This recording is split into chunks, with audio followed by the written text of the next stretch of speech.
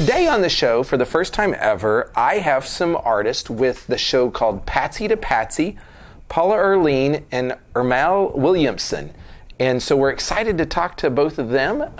They portray John Wayne, Patsy Cline, and Patsy Montana in their show Patsy to Patsy. So looking forward to hearing more about their show and their history in the entertainment business. And I do want to bring up the fact that Mickey Gilley recently passed away. And so Mickey Gilley was just a very influential entertainer in Branson, had been here for a long time, really helped elevate Branson from a country music perspective. And he passed away on May 7th. And so our thoughts and prayers go out with his friends, his family, his fans. We got to interview Mickey and Johnny Lee in 2018. And so we just encourage you to go back and watch that interview. It was a lot of fun. We did it actually backstage at his theater. And he was very gracious, very kind. And so anyway, just if you hadn't heard that news, we just wanted to relay that to you. It's been out there all over the media. But our thoughts and prayers go out to all those affected by his passing. I do want to give today a couple of John Wayne and Patsy Cline facts. Okay, did you know that John Wayne was in over 179 films and TV productions? That's a lot of productions. And did you know this? His first color film was what?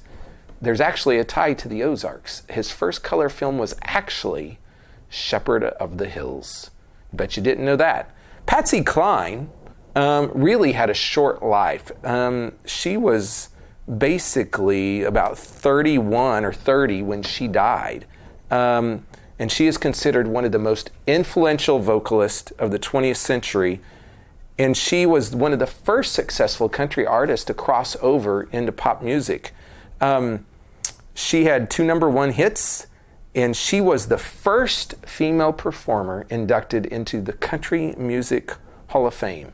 So just a few tidbits about John Wayne and Patsy Cline. We'll be back in just a minute with our guests. There are so many things to do in Branson. You need help planning and booking all your fun. You need iBranson.com. You can find everything Branson has to offer from your computer, tablet, or cell phone. You can even buy tickets online or talk to one of their friendly Branson travel specialists. There's no sales pitches, no delivery fees, no service fees, and no waiting. It's fast and easy. Find your fun at iBranson.com. Do it all online or call 877-ENTERTAIN. That's 877-368-3782. iBranson.com.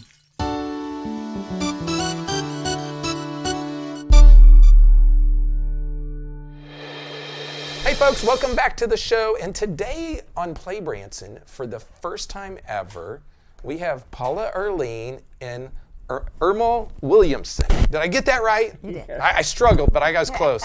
And they are with a show called Patsy to Patsy in downtown Branson. So welcome to the show, you guys. Well, thank you, Mark. So if people haven't figured this out, you guys play John Wayne, Patsy Cline, and Patsy Montana. And we're going to talk all about the show. But we want to talk history. So tell us about your history in the entertainment business. And we'll start with you. Well, I've been doing John Wayne for 30 years. And the way it came about was I'm an actor. And we just finished shooting a movie. And we're over at MTV, and they said, you got to do John Wayne. I said, no. At the time, I was doing Gary Cooper. They said, you got to do John Wayne. I said, nobody can do John Wayne. So I was ushered over to MTV next door. They were shooting. And I thought for sure somebody's going to come up and toss me out. And a guy about 7 feet tall, he probably wasn't that tall, but anyways, he came over and hugged me and said, my hero. I said, huh? And because I didn't realize who I looked like. So they sold me on the bill of goods to do John Wayne. So I spent 2 years researching John Wayne. And I went everywhere I could possibly go and find something about John Wayne. And the more I did, the more I became John Wayne. It just kept being natural and so forth. And then they hired me to do the Wild Goose, which is John Wayne's yacht. And I said, this is fun. So the next 10 years, I did John Wayne's yacht, and I went all over the world doing John Wayne. I went into Japan, and they put me on a 7-foot horse, plastic, and I had to do John Wayne and to all the Japanese people. They were, and we had a good time. So we've had nothing but fun doing something people like. Yeah. And when you get somebody that's big and strong, they come over and hug you and say, "My hero," you kind of say, "All right, it's working."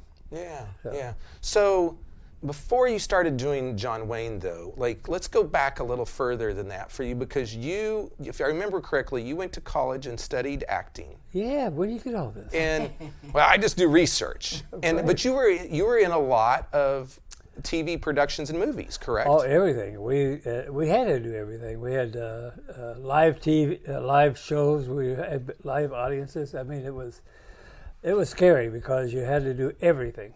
It didn't matter what it was. And then we went into the movies. We went out on locations, and we did TV work and so forth.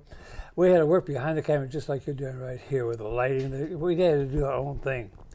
So I got my 4 years comeuppance in the industry, and then went out and went to Paramount Studios. Jerry Paris, the co-actor for Dick Van Dyke Show, discovered me, and he took me under his wing. And Dick Van Dyke and I became very good friends, and he put me in a couple of his productions and so forth.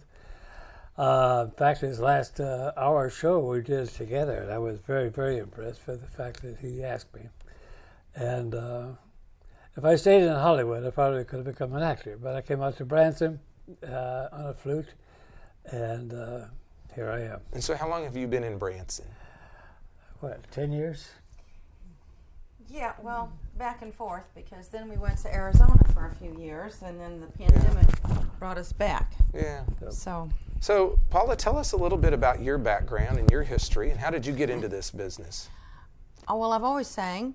I was a Southern Baptist preacher's daughter, and so, when someone tells me they're a preacher's kid, I always ask them the question, were they a good kid or a bad kid? Because there's a lot of bad preacher's kids. There are. And I always say, I didn't hang around with the deacon's kids, so I turned out okay. Oh, that's good. Yeah. I like that one.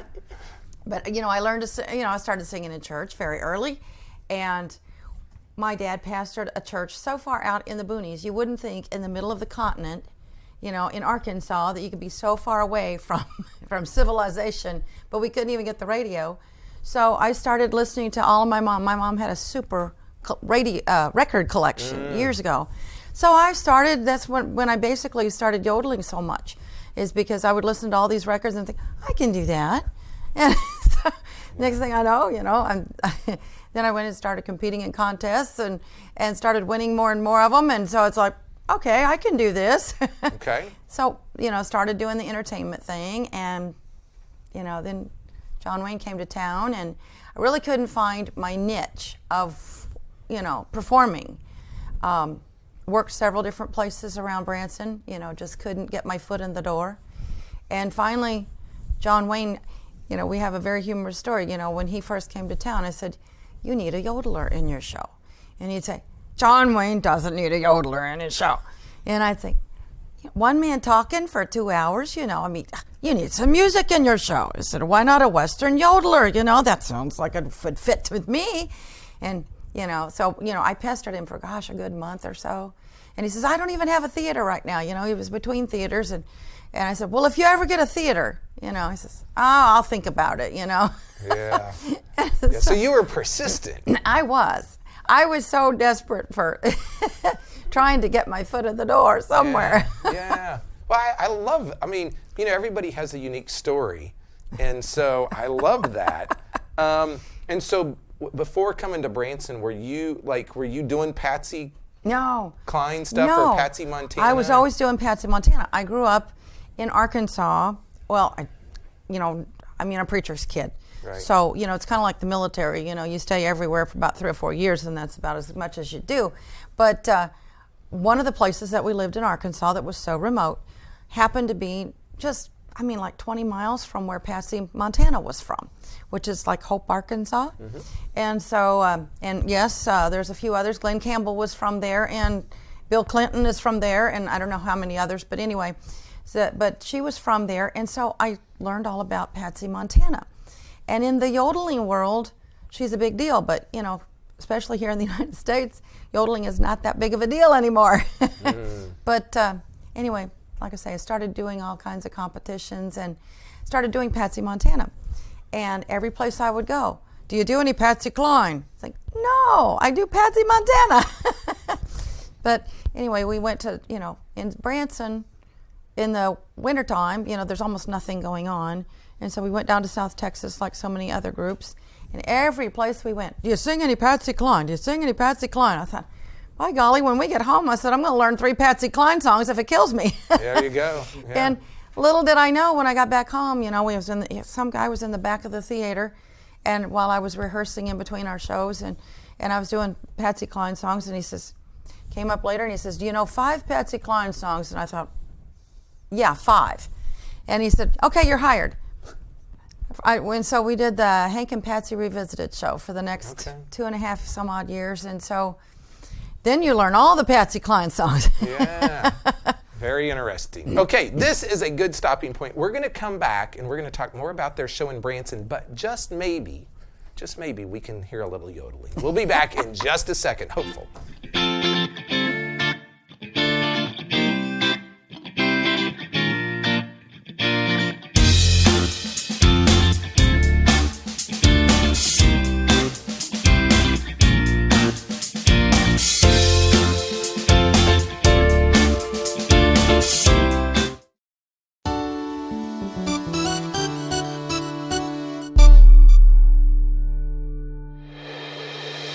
Hey folks, welcome back to the show. We're going to talk about this show called Patsy to Patsy. And so you guys obviously met in Branson. I guess you are now married, correct? Yes. She bugged you enough that you just had to say yes, right? She came on my show. I had the show and at the, what theater was that? It's now the God and Country Theater. Right. It was the Nova. They named it after us. We were the God and Country people. Yeah. Right. That's John Wayne show. And, you had to copyright those things. So we were on the show, and we got married almost 14 years ago. We had to because we kept changing. I would change into John Wayne. She'd change into hers. That's when we run back and forth. It was raining outside, and we had a bus outside, and our dressing room in that theater was. I said, we're going to have to get married if we keep doing this. So there we go. That's the first time I've heard a story like that, but it sounds good. It was hysterical, I tell you. Yeah. And, he shot our best man twice. Oh, yeah, we got married there. In that theater. And I married us. This is something unique because being a minister, I could marry. So we couldn't find anybody in Branson to marry us. So I said, okay, I'll marry us. They said as long as somebody else signed the license, so I married we could do it. And our best man was they said, a doctor can't operate on himself. He came up to protest about the whole thing, ran down the aisle. I said, you're protesting? He says, yeah. I said, I'm sorry to hear about that. And I shot him. He fell down, got back up, so I shot him again, and he fell over into this little old gentleman's lap. And he says, don't shoot, I'm unarmed. And we had a couple hundred people in there. They all laughed at the whole thing. So. Sounds like it was an interesting way. Yeah, so what makes you think that? It's your acting skills. So you have this show now. Mm-hmm. Okay, so tell us about this show. What can people expect in this show? Well, Patsy Montana and Patsy Cline, when I first started doing this, I thought, okay, it's just kind of a cute play on the name. I did not realize that the whole Western persona, she took the Western outfit from Patsy Montana. She also got her name, even Patsy Montana and Patsy Cline. I don't think Patsy Cline may have known, but Patsy Montana did not know that Patsy Cline got her name from her. But there's just that much of it, and I kept reading and the different things about the two of them and comparing them, and I was just kind of drawing out, just to kind of be able to compare. And the next thing I know, it's like, if we hadn't had a Patsy Montana, we would not have had a Patsy Cline. It's just as simple as that. I don't know what her name would have been, but she wouldn't have had the cowgirl persona because she took all of that from Patsy Montana. So her real name, her real name was Virginia Patterson Hensley, and of course Patsy Montana's name was Ruby Rebecca Blevins. So neither one of them started out with the Patsy, but it just was a name change that they made for Patsy Montana. They became two different personas. Well, they really did. Different. But they both did the same thing in a way, because where Patsy Montana pioneered a girl in the Western genre, Patsy Cline did the same thing for country music. And so, and of course, Patsy Montana, hardly anybody knows of her today, but she was actually a superstar years, before there was such a term. Right. And she was the first person in history to sell 1 million copies of a song. She's claimed with 1 million copies of a country music song, but there was no country music back that far. Right. So it wasn't really country music. It was so just what happens the in first our show, person. if I may interfere because we haven't got too much time, is she brings up the history. And ironically, people love it. They sit there on the listening to the history, and at the same time, she incorporates the songs, their songs. So it worked out beautifully. I mean, it just works out beautifully because they're learning something about two giant superstars that helped carve out and create country music. And you guys put the show together, like you didn't, like somebody else didn't write it and put it. You guys put it together. Yeah. And you then help MC the show. And do you do John Wayne in the show? I am the host. You're the host. All I do is tell a little bit about who she is and so forth, and take because off. if he doesn't go out and tell them that I'm not Patsy Montana, they will inevitably, because they haven't heard of Patsy Montana, they'll think I'm Patsy Montana. And the first several times we went through this, how old is she? 102 years old. I said, she's got to be 102 years old. I said, because that Patsy is Montana. Not Patsy Montana, that's Paula. Yeah. And so you brought a CD here, and here this says Paula Sings Patsy, and so you have some CDs with. I do. I have 10 different CDs. 10 CDs, okay. Yeah, and not all of them, of course, are Patsy Cline, but and I have lots of them that are yodeling. I really don't have a particular CD with Patsy Montana because, just Cowboy Sweetheart is the only one that most people know. I do sing I try to do several different styles because, you'll get those people that don't like yodeling or think they don't like yodeling. It's really more they think they don't like yodeling because I've heard some people yodel before and I think, well, really, and you think, that's not what I would consider yodeling. And so, so I tried to do several different styles of yodeling, and so there's only 7 songs. So can we just get a little spontaneous Well, yodeling? let me paraphrase that. First of all, she is an 8-time international and national champion yodeler. Yeah, I got to go to South Korea, and in fact, they just invited me back. If you get on the YouTube and see her award-winning yodeling, she incorporates different styles of yodeling in 3 minutes? Yeah, because you're graded on how many styles you can do, and I literally did so many they couldn't count them. That's amazing. See, I didn't even know there was different styles of yodeling. Oh, yeah. So can we get a little taste? Okay, here we go.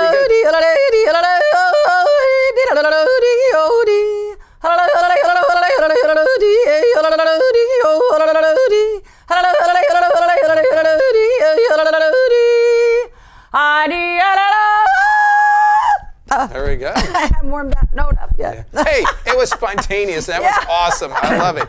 So there's probably not a lot of places that you can see yodeling. There aren't. There is not one single other show that might have one yodeling song, and I guarantee you, if somebody else is yodeling in Branson, it will probably be "I Want to Be a Cowboy Sweetheart" because that's literally the most popular yodeling song. Okay. Everybody uses it. Yeah. Tell people where your show is at.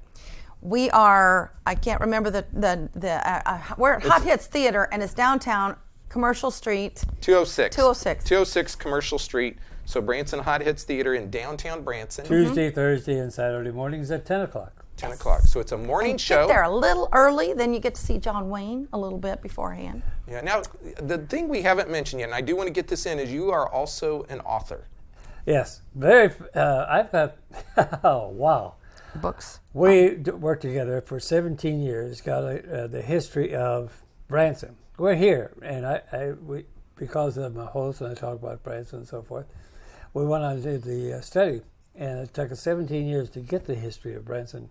And it's all in 3 books. It's It actually took the 3 books history to do of it. Harold Bell Wright, who Harold is Bell the Wright reason founded the why whole place. Branson became what it is. And Harold Bell Wright is a John Wayne fan. He discovered Gary Cooper in his very first movie. Nobody knows these things. That's what got me in. And he helped John Wayne. John Wayne wanted to quit on his movie Shepherd of the Hills. He was the star of the Shepherd of the Hills. He wanted to quit being John Wayne. And he went up to John Wayne and says, "No, sir, you're not going to quit. You're going to become a superstar." And from that moment on, he became a superstar because of him. People don't know that. Yeah, I tell you what, there's so many stories out there, and I know you've written, what is it? It's a lot of books that you've written. I've written 10 books. 10 books, and a lot of them are Westerns, right? 7 Westerns and 3 on... Yeah. Harold Bell Wright. So Harold Bell Wright. I just think, thanks for preserving history. And so folks, if you want to see and learn more about Patsy Montana, Patsy Cline, you want to see John Wayne, be sure to go to see Patsy to Patsy downtown at the Hot Hits Theater, and it's at 10 o'clock on... In the morning. In the morning. Tuesday, Thursday, Saturday. Tuesday, Thursday, and Saturday. So we'll be back in just a moment to wrap the show There up. are so many things to do in Branson.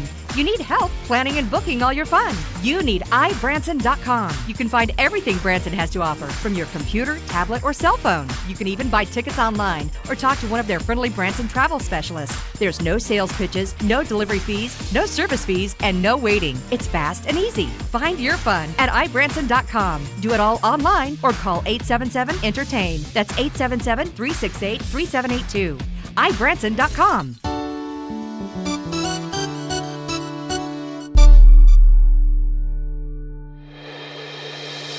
Hey folks, welcome back to the show. We're wrapping the show up today. You got a little bit of yodeling. It was spontaneous. You know, John Wayne has a great history when it comes to he's been on sitcoms, on movies. He didn't even share a lot of that with you, but a lot of acting history there. And then Paula Erlene doing Patsy Montana and Patsy Cline. And so they're kind of helping to keep some of the nostalgia and some of the history of really the music in America alive. And so be sure to go check them out at the Hot Hits Theater. Next week's artist we have on the show is going to be a guy named Darren Myers. My name is Meyer. His name is Myers, so we're not related.